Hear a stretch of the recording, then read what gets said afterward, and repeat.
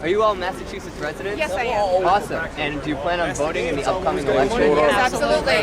Great. And are you considering one candidate over the other? I am down in Boston for the circus here. I'm sort of torn, but I'm for Brown. Great. Can you give the people, like the general public, a few reasons why Scott Brown would make a good candidate? What is he going to do? I'm just kind of talking to everybody. The four issues that are important to me, the first is the economy. Scott Brown has an extensive legislative record of championing fiscal restraint. He served 3 terms as a state representative, 3 terms as a state senator, and has filed and supported numerous bills to cut state spending and reduce taxes.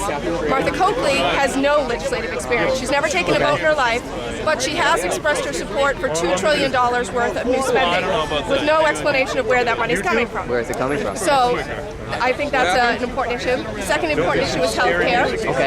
Scott Brown recognizes that everyone needs health care, but this bill is not the way to go about doing it. Martha Coakley, I find her position to be contradictory. If you go to her website, she says that she will support strengthening Medicare and fighting for seniors, but this bill cuts $500 billion from Medicare. So basically, they're cutting $500 billion from seniors to give to other people like me who are perfectly happy with my health care. Right. So Scott Brown would be the vote, and it's very disingenuous. They keep saying that Scott Brown would end health care reform. He would just take this bad bill back to the table. Because right now, the Republicans are the Democrats are cutting off debate. With his vote, it would go back to the table and we could get real health care reform. The third issue... I lost my place. The economy, health care, national security. As a 30-year veteran of the Massachusetts National Guard, Scott Brown has traveled the world and gone on missions to other places like Kazakhstan. He has that valuable background and could give a perspective on the situation we face ourselves in internationally. Again, Martha Coakley has no national security experience. The closest she came was that her sister lived in England.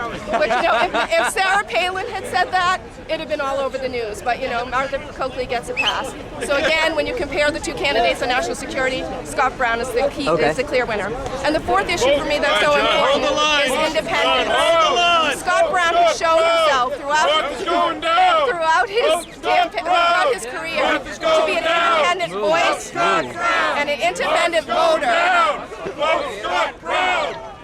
Sorry. It's okay. He's shown himself to be an independent voter. He's at times broken ranks with his party so that he vote the way his conscience, not what the party told him. Martha Coakley's entire history shows her to be a tool of the Democratic leadership.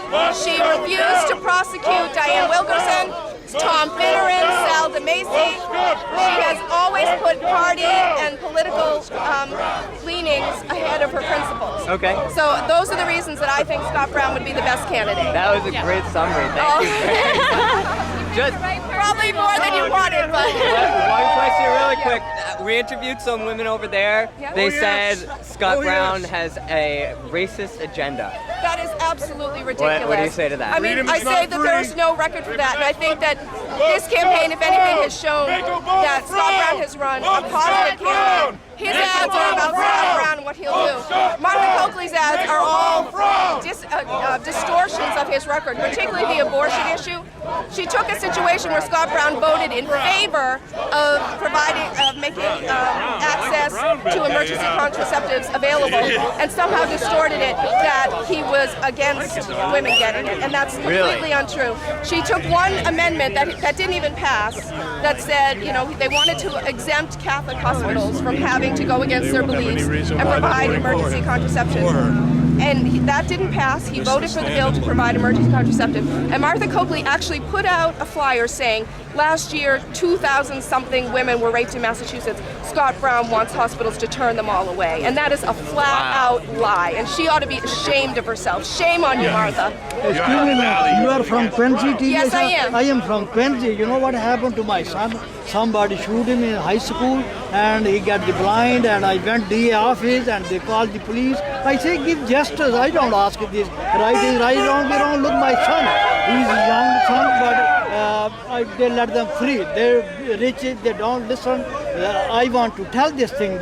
You have to, people don't make the senator. You have to take his DA off his seat.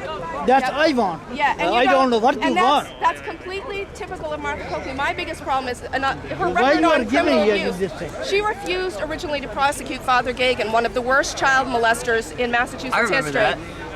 The mother of 3 boys came to Martha Coakley. She refused to press charges, kept it all hushed up, gave him probation. The mother was so incensed, she went and hired her own attorney to press charges. And as a result of the publicity, 50 other victims came forward. And then she decided, when it was going to get her attention, then she would prosecute. But the biggest indicator, I think, that shows that I just don't agree with her thinking, she refused to prosecute a well-connected policeman who raped his 2-year-old niece with a hot curling iron, and yet she refused to prosecute a man who raped his 2-year-old niece with a hot curling iron. And yet, a man who walked into a restaurant looking for a son, caught a molester in the act of molesting his son, pulled the pervert off him and punched him. She prosecuted the father. What kind of person prosecutes a parent for protecting their child won't prosecute in my case, my son, he moved to the other town because they don't, the school committee, everything, they don't move the other bad people. So somebody shot him in the shot him in the eye, and his eye got blind, and he went to Manchester. And they didn't prosecute? Everything, 1 year, I spent money, I have nothing. So they let them free. I went to attorney, I say, right is right, I want justice. But they let them free and they don't listen, and she don't even capable of some to doing this thing. So just only the power. They want power. She cares about pleasing the political establishment that supports her campaign. And Scott Brown, I think in this campaign, you've seen, he's not afraid to roll up his sleeves, get out there, shake people's hands. Apparently she thinks she's above it. They quoted her when they asked her in the Globe, well, what do you say to people who say you haven't campaigned hard enough? Right one. And she said, what? Because I won't go out to Fenway Park and shake people's hands in the poll? Yes, Martha, that's exactly what I expect my candidate to be willing to do if they want my vote.